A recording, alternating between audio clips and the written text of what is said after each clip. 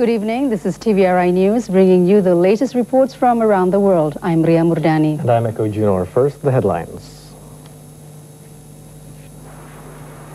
President Abdurrahman Wahid appoints General Tiasno Sudarto as the Army's Chief of Staff.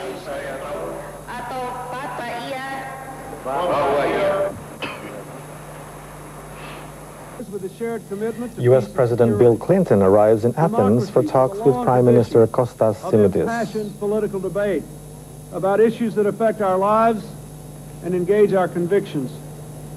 Above all, we are two nations proud of our past. On the internet, a monogrammed silver service previously owned by Adolf Hitler is offered for sale by an Atlanta auction house.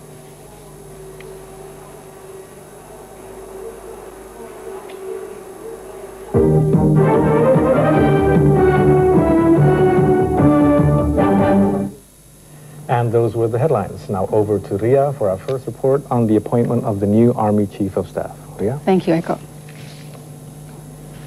President Abdurrahman Wahid appointed General Tiasno Sudarto as the Armed Forces Chief, Armed Chiefs of Staff, replacing General Subagio HS. As well as appointing a new Army Chief of Staff, the President also appointed two new high-ranking officers, General Fahrul Razi to Deputy Commander of the Armed Forces and Lieutenant General Ari Ye Kumaat to Head of Bakin. The President expressed his gratitude and appreciation to General Subagio for being an honorable soldier. Such an attitude must be taken as an example by all soldiers. Responding to the President's statement that the nation lacks a figure to look up to, General Tiasno Sudarto said that the statement is aimed not only at the military but also non-military profession. The Chief of Staff also asked that the Army continue carrying out the task entrusted to them by the nation.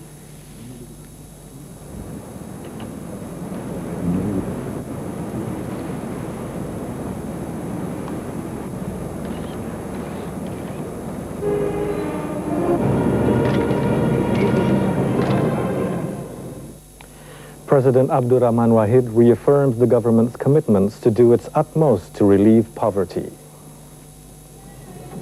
The head of state today addressed some 5,000 low-income Jakartans, pedicab drivers, housewives, and underemployed persons who have joined together as the Urban Poor Group.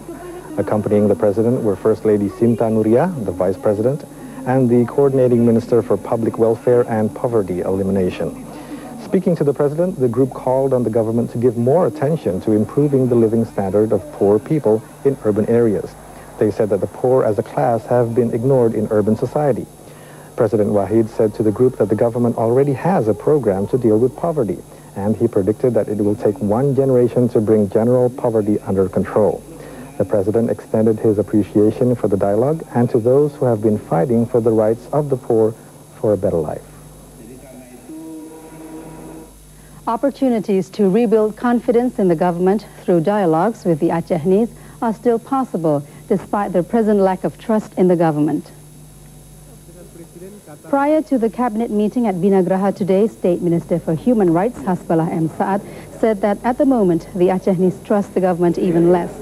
But the minister, who was assigned to visit the province, said that there is still room to rebuild trust. Answering questions on the possibility of a dialogue between the president and the Acehnese, the minister said that his visit was to pave the way for this, but he has not yet met with the people from all walks of life in the region, and this is important before eventually deciding on the necessity of holding such talks. On such a dialogue, the Minister of Internal Affairs, Suryadi Sudirja, said it can happen not only precipitously, but the timing must be precise.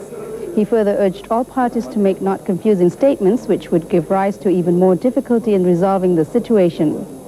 On the Aceh refugees, the minister said that it is a problem that has to be confronted, and residents of other provinces must be asked to accept and assist the refugees sincerely. U.S. President Bill Clinton has arrived in Athens. The Greek capital earlier erupted in violence after police fired dozens of rounds of tear gas to break up a mass protest against the visit. Clinton was greeted at the airport by a friendly crowd of about 100 Greek Americans who cheered, "Clinton, Clinton, we love you," and waved Greek and American flags. Addressing the crowd on the tarmac, Clinton called for a resolution of the Cyprus dispute. He repeated the theme at a state dinner hosted by Greek President Kostis Stephanopoulos. The Clintons were due to spend the night at a heavily guarded hotel in central Athens, a short distance from the riot scene. Clinton is due to meet Greek Prime Minister Kostas Simitis for talks.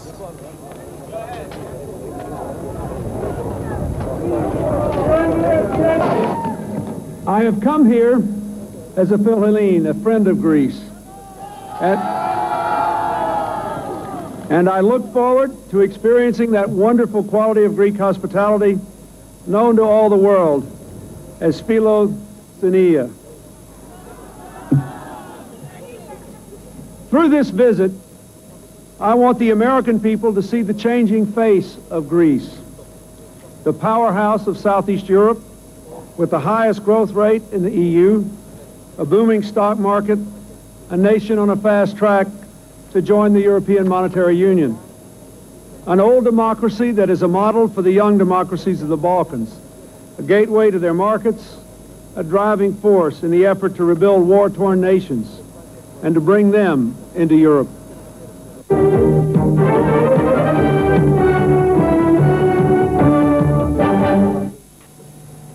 More on the local scene is coming up in the next segment with information on bone decay in the elderly and a public seminar on drug abuse. But first, from the United States, Chinese dissidents speak out on China's participation in the World Trade Organization and a report on over 2,000 Chechen refugees fleeing Russian bombing.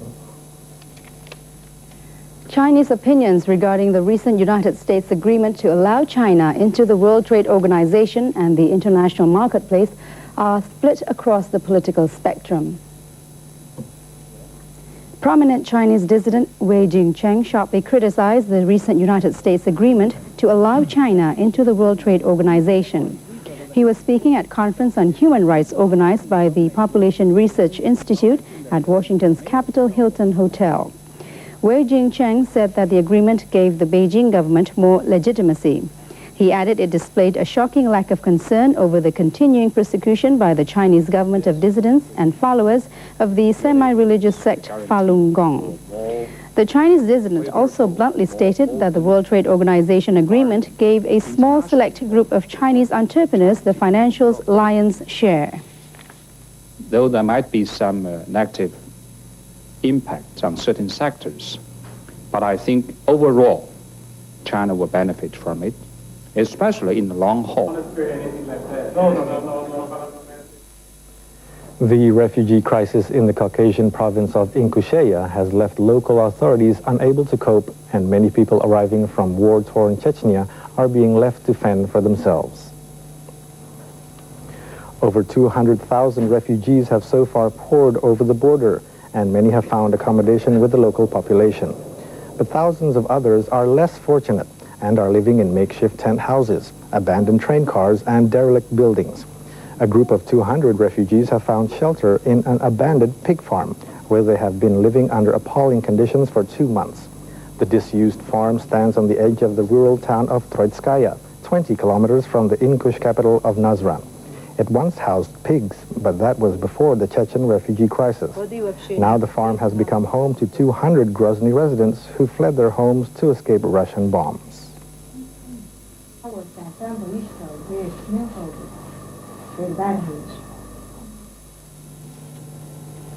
The public is urging the creation of an Indonesian drugs and alcohol watch organization which will put pressure on the government to deal with drug-related cases.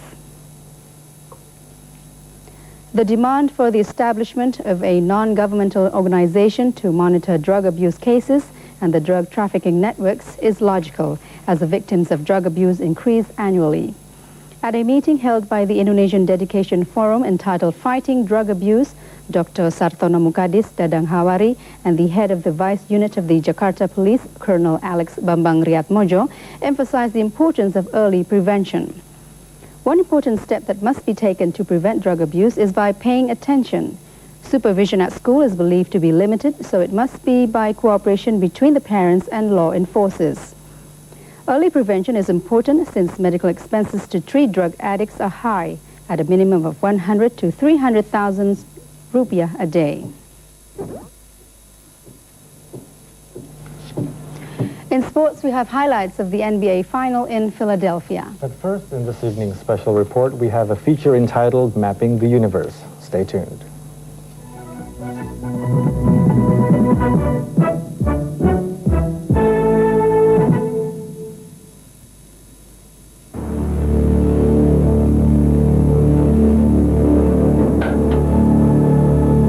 How did our universe begin, and how will it end? Mankind has long gazed at the night sky and pondered deep questions.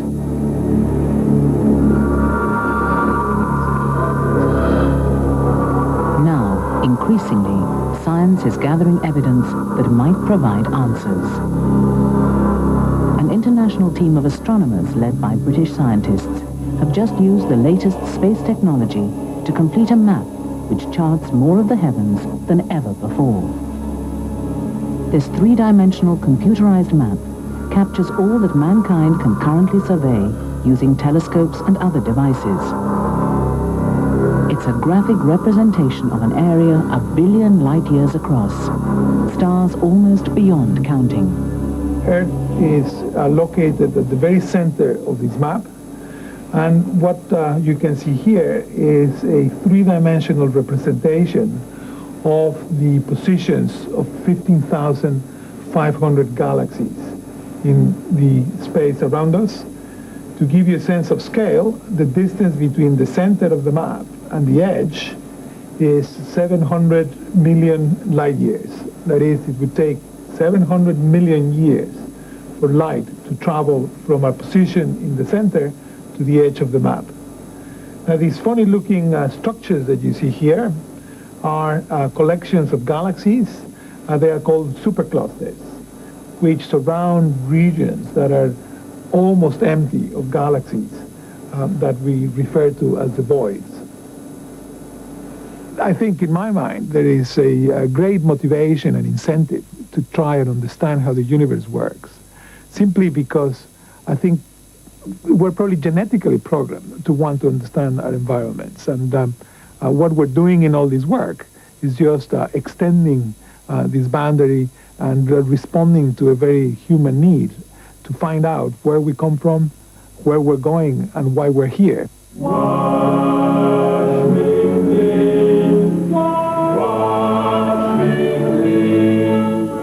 This curiosity has sent us in ever-widening journeys of exploration. Mapping first our immediate world and crossing the oceans. Charting the stars to guide us to an understanding of our planet. Exploring the desolate places of Earth, but all the while gazing outwards to the far reaches of space. And the questions grow deeper. Is there an end to the universe, or does it go on forever?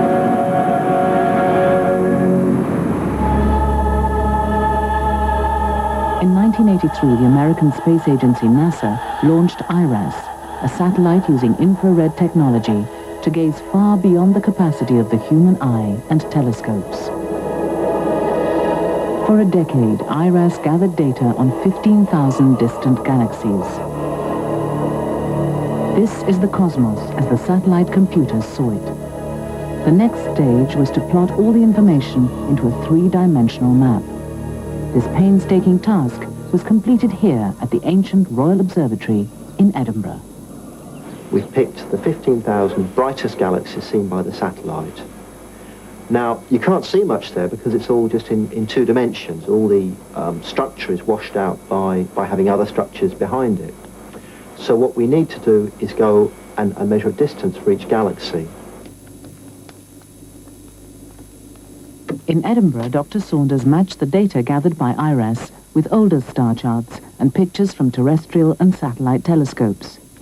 The aim was to build up a composite picture for the computer to convert into 3 dimensions. It will take all the available data to show superclusters, giant structures made of groups of galaxies, billions of suns.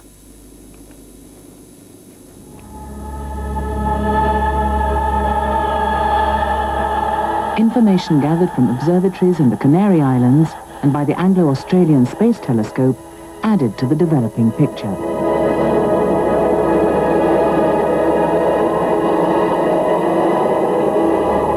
we've known for quite a while where we're moving to and how fast. And this map has allowed us to show that we understand what is pulling us and how far we're being pulled. So we understand our place in this cosmic frame now with this map. I think there are two really interesting things that we can do with this map. One is we can sort of weigh the universe and pin down what the nature of the matter in the universe is, because we found that there isn't just the kind of stuff we're made of out there. There is some other kind of matter, dark matter, and that's one of the things we've been able to map out. This so-called dark matter remains a profound mystery. It is thought that it forms as much as 90% of the material of the universe. But no one really knows what it is. New ideas might flow from the latest research. In turn, this could help in considering conflicting theories about the history of the universe. Will it expand forever or collapse? And did it really have a beginning in a Big Bang? So we can use this map to compare very directly with theories of the Big Bang.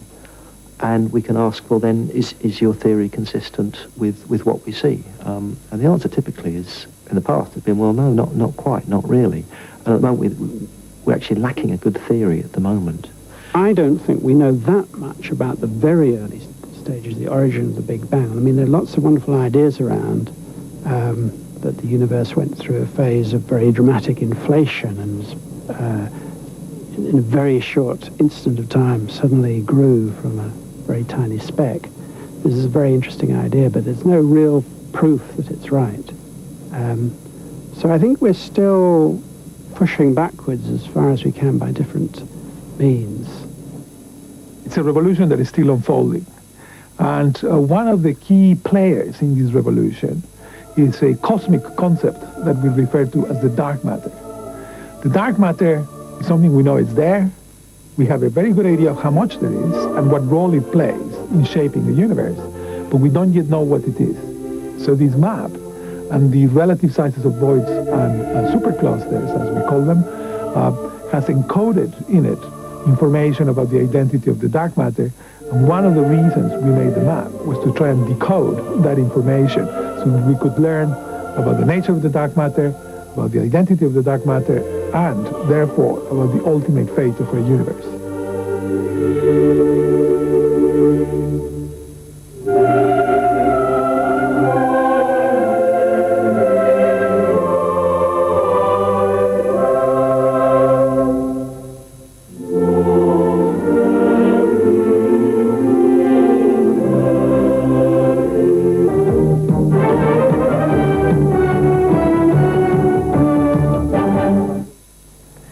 A monogrammed silver service that belonged to Adolf Hitler has been offered for sale on the internet by an Atlanta auction house, drawing much criticism from some members of a Jewish organization meeting in the city.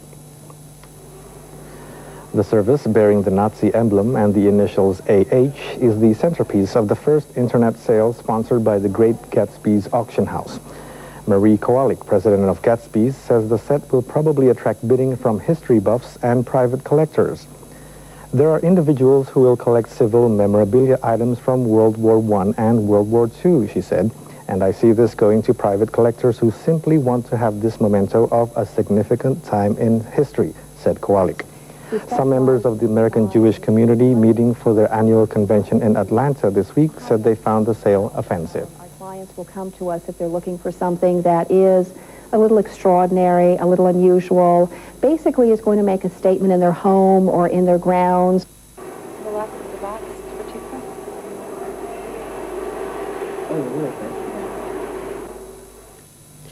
Steve Smith hit a three-pointer and Damon Stoudemire added a scoop shot in the final 63 seconds as the Portland Trail Blazers improved on the NBA's best record. The second most important thing for Philadelphia's Allen Iverson was receiving the NBA scoring trophy during the pre-game. The most important thing was to find a way to stop the NBA's best current team, the Portland Trail Blazers. As always, Portland got off to a quick start and took a 22-113 lead after a steal by George Lynch and subsequent layup by Billy Owens. By the end of the second quarter, Portland's transition game became indefensible. Every time Philadelphia scored the trail style in the third quarter. The Trailblazers took a 70-57 lead after a steal by Damon Stoudemire led to a one-handed dunk by Scottie Pippen. We've seen a little bit of the half-court offense, ball movement on some. Obviously. Yes, we would have to sneak in. Iverson finding Hughes. Beautifully timed. And it's 40 to go in the fourth.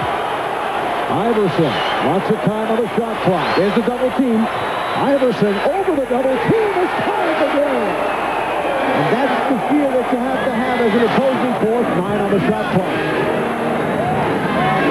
Stoudemire saw the opening. Oh, that was too easy.